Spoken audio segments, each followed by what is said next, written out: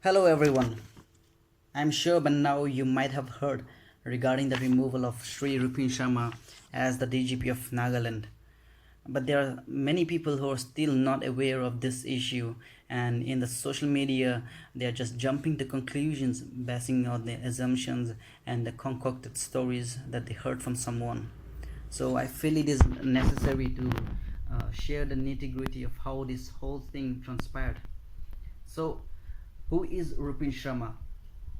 Sri Rupin Sharma is an IPS officer. He is from the 19 and he is from the 92 Beige, and he is a Nagaland cadre. And he was appointed as the DGP of Nagaland on 24th November 2017. Now, it may be noted that when he was appointed as the DGP of Nagaland, there is no mention of stopgap arrangement anywhere in the appointment letter as claimed by the state government. The state government has been trying to fool the people, saying that he has been appointed as a stopgap arrangement in view of the forthcoming General Assembly elections after the outgoing DGP LL Dongal completed his tenure. But there was no mention as such in the appointment letter, and he was removed on 20 June 2018 after barely serving 7 months as the DGP of Nagaland, and he was replaced by Sir Renchamo Kikon as to take charge as the DGP of Nagaland. Now, all this while, the government has been saying that Sri Rupin Sharma does not possess the requisite experience to be the DGP of Nagaland. Now, when an officer who has served 26 years as an IPS officer, when he does not possess the requisite experience, why was Sir Renchamo appointed to take charge of DGP, who is a 1998 batch, who is way junior than Sir Rupin Sharma? Now, this news regarding the removal of Sir Sri Rupin Sharma was carried by the Nagaland page on 15th June. The headline read as "Top Cop Rupin Removed." Now, the removal was made only on 20th June. The government has been trying to bring in T.J. Longcomer.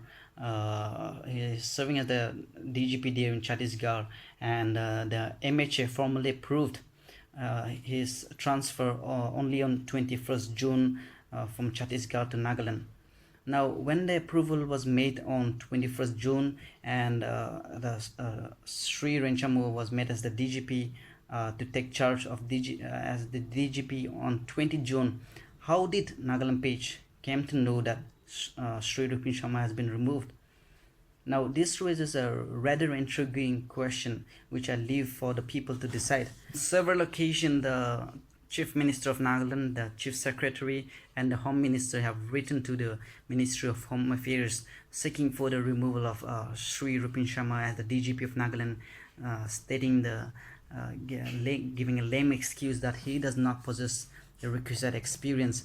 And they have been saying that in order to become the DGP, one has to serve 30 years as an IPS officer and as an officer, and for a state like Nagaland, one has to serve 28 years.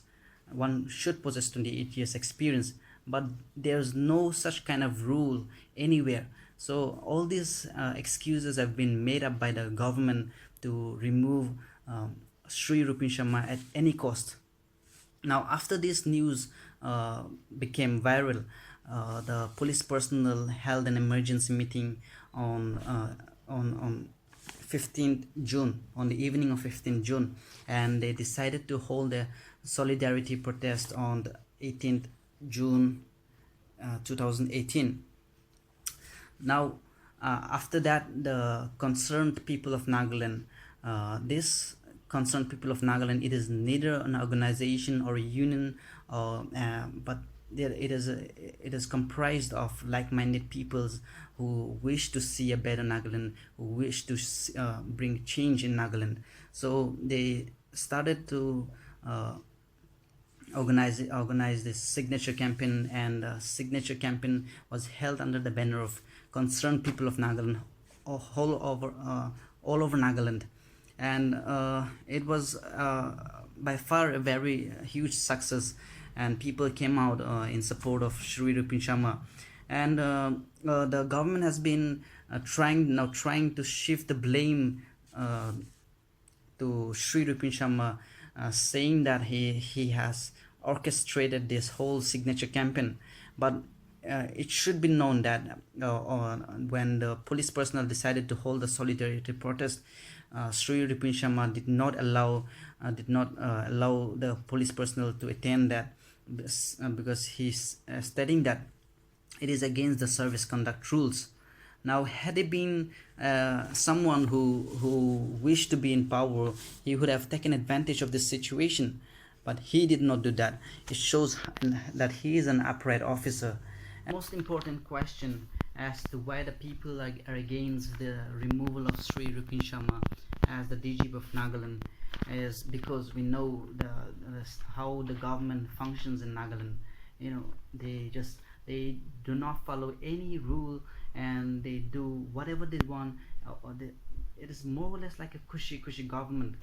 So the Supreme Court uh, uh, issued a guideline on the appointment of the DGP, the head of police force, in 2006, and as per the guidelines set by the Supreme Court, once a DGP is appointed, he or she cannot be removed for 2 years. They have fixed a tenure of DGP for 2 years. So Sri Rupin Sharma has been in office for barely 7 months.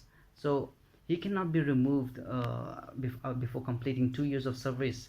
A similar incident happened in Kerala way back in 2016 when the Left Democratic Front government came to power.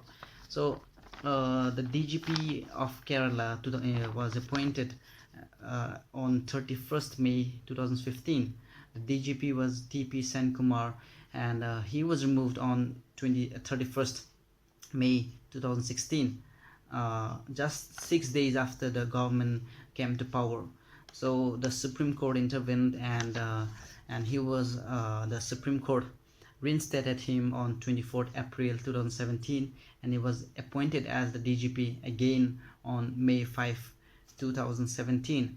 So this is more or less like a similar incident. And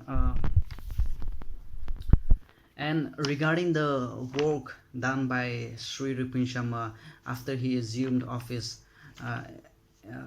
it is tremendous. The work that he has done is commendable, and he has overhauled the entire police department that has been plagued with corruption. We know almost all the departments in Nagaland are plagued with corruption, and so after he assumed his office, he has done a lot of commendable work. And recently the Ministry of Home Affairs has approved 18 canteens for the Nagaland police, the Nagaland Naga Jawans and his families. So they will be getting commodities at the subsidized rates, that is 25% less than the market price. So this is a huge boon for the Naga Jawans who are in the Nagaland police. And sometimes back, someone posted the pathetic living condition of the Nagaland police living in Delhi. So Sir Sri Rupin Sharma was tagged in the Facebook, and he immediately called up his counterpart in Delhi, and the Commissioner of Police, CP of Delhi, assured to look into the matter. And he has been personally meeting the Jawans and hearing the grievances. And some few months back, I had also met some IRB Jawans, and it was appalling to know the living condition, the rations that is being supplied to them. And it was surprising to note that most of the Jawans, they do not know their basic rights, and they do not know how much salary actually they are getting. So Sri Rupin Sharma, he has been organizing a sensitization program to sensitize the Jawans about their basic rights, going around interacting with the Jawans, and most importantly, he has been stood a nail against the backdoor appointment in the police department, which does not seem to go well with the government, because now they cannot appoint every Tom, Dick, and Harry in the police department, as we know as the case has been for the past few years. And for the first time in the history of Nagaland, the Nagaland police Jawans received their assembly election TADA. They received the full amount. This was something that is worth appreciating.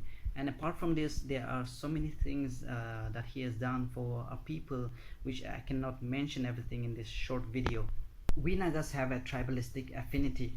We tend to support our tribe no matter whether they are right or wrong. We just go on with the flow and support them.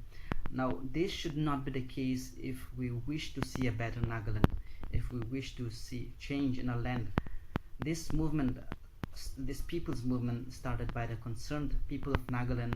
This is not against Tija Longkumar, or this is not against Renchamu Kikon. Sri Tija Longkumar is doing a commendable job out there in Chhattisgarh. Sri Renchamu is doing his part. All we are saying is that the rule of law should be applied. The Supreme Court guideline for the appointment of DGP should be applied even in Nagaland.